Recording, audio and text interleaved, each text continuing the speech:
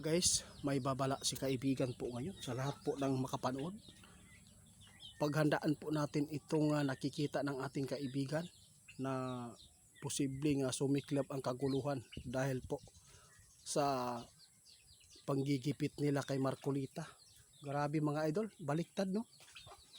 Si Marcolita walang witness, walang nagtuturo sa kanya na nakatanggap ng malita.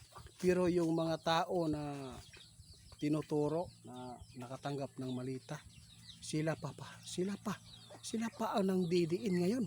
Sila pa ang agresibo. Baliktad na.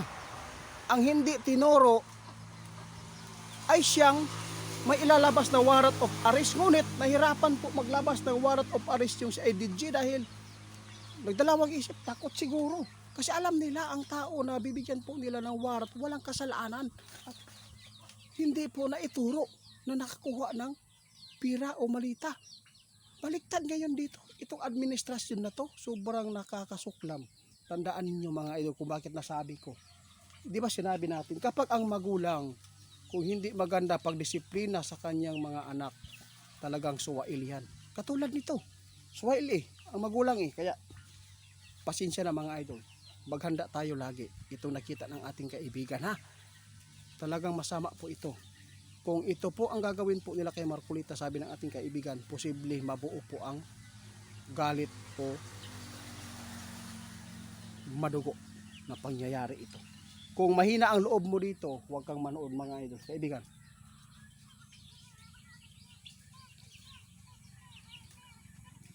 Tandaan nyo ha. Ito nakita namin ang mangyayari. Okay lang daw kung arestuhin lang na hindi saktan, arestuhin basta hindi lang po ididiin sa kulungan at hindi lang po gagawin ang masakit na gagawin po kay Rodante Marcolita. Kapag ito ang ginawa ninyo, talagang para kayong nagbibigti na lang. Talagang matitikman po ninyo ang galit po ng sumusuporta kay Marcolita. Marami po ang nakikita ng ating kaibigan na posibleng mangyayari ngayon. Tandaan ninyo mga idol, itong babala ng ating kaibigan, hindi po kami namimilit kung hindi kayo maniniwala. Kung maniniwala kayo, i-pray natin na sana ay walang mangyayaring patayan o madugo, gulo. Tandaan ninyo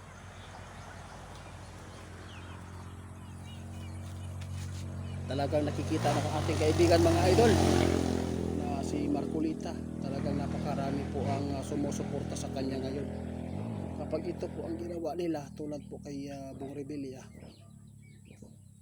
sigurado may mabubuong malagim na gulo. Kaya gusto natin masumpa mga idol. Sana po. Masakit po isipin mga idol, ang taong nagmamalasakit sa bayan, yun pa may kaso pang haharapin. Ano po ba ang nangyayari dito sa bayan natin? Talagang nakikita natin na hindi na po makatarungan ito. Taong bayan, gumising tayo. Huwag tayo magpaalipin sa dyablo. Doon tayo sa katwiran. Ito po ang sabi ng ating kaibigan. Huwag po ninyong sundin po ang batas ng tao na ay siyang masama. Doon tayo magbase sa kasuguan sa Panginoon mga idol. May sinabi, bakit ka pumapanig sa masama? Mayroon naman pong mabuti.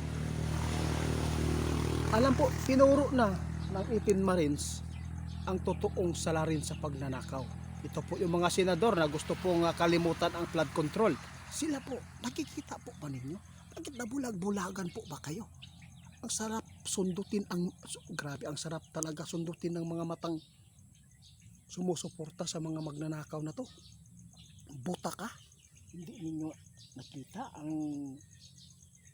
nangyayari. Ang mga tao na lumalaban sa taong bayan, yung nagmalasakit sa taong bayan, ay siyang dinidiin, kinakasuhan dahil ayaw po nila na makagalaw uli ang mga taong to para matakpan po ang kanilang pagnanakaw. Kaya ito po ang ginagawa nila. Ngayon nahirapan sila pag-serve po ng warrant of arrest. Kapag i-serve po ang warrant of arrest, okay lang po yan. Walang problema. Pero kung itulad po nila kay Bong Revilla, ilalagay si Marcolita doon, basta tandaan ninyo, may masamang mangyayari. At pagsisihan ninyo. Kapag ito ang gawin po ninyong pananakit, talagang mangyayari po ang hindi inaasahan. Babala ating kaibigan, no? Warrant of arrest, pwede lang yan. Basta huwag lang ninyong itulad po kay Bong Revilla sa nangyayari. Ngayon, nahirapan sila mag-serve ng warrant of arrest. Dahil alam po nila, isi-serve ninyo. Hindi po ba kayo nahiya? Hindi po ba kayo nakonsensya? Isi-serve po ninyo yung warrant of arrest. Walang ginagawang masama yung isang tao.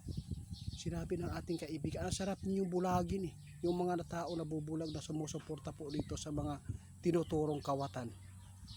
Mahirap mga idol lumalaban po. Sa totoo lang mga idol, mahirap po lumalaban sa tama, sa katwiran mga idol.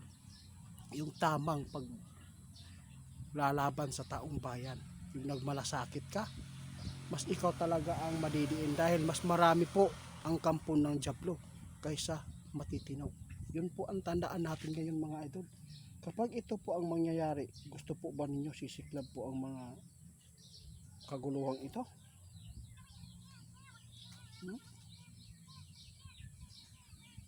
Salamat kaibigan. Guys, yun lang po ang babala ng ating kaibigan. Paki-report ni Go Hunter 88 Fans 2.0. Scammer din yan. Video natin, ninanakaw pa. Kaya tandaan po ninyo ngayon mga idol yung babala na nakikita ng ating kaibigan. Maghanda at manalangin at mag-ingat sa mangyayari. No? Huwag lang ninyong saktan si Marcolita. Dahil mayroon pong nakita si kaibigan na talagang napakarami po. Uulanin kayo. Talagang pagsisihan ninyo mga senador kayo na mga magnanakaw. Mahirap isipin mga idol. Dami pa rin nabubulag. Kasi ang mga tao, mas daming malilinlang sa Diablo. Maraming mahihikayat sa Diablo kaysa mabubuti. Kaya ito po ang nangyayari. Titingnan po ninyo ang lumalaban sa hustisya, sa nakawan dito sa ating bansa. Lumiliit dahil yung mga senador na lumipat sa kabila, natakot sila. No? Takot sila na matulad sila ngayon kay Marcolita. May warrant of arrest pero nahirapan sila. Dahil, bakit hindi kayo mahirapan? Hindi po ba kayo na konsensya? Sila pa ang bigyan ninyo ng warrant of arrest, walang ginagawa. Hindi naman yan tinuturo ng mga ex-marine na nagnakaw, nakatanggap po ng mga malita-malita.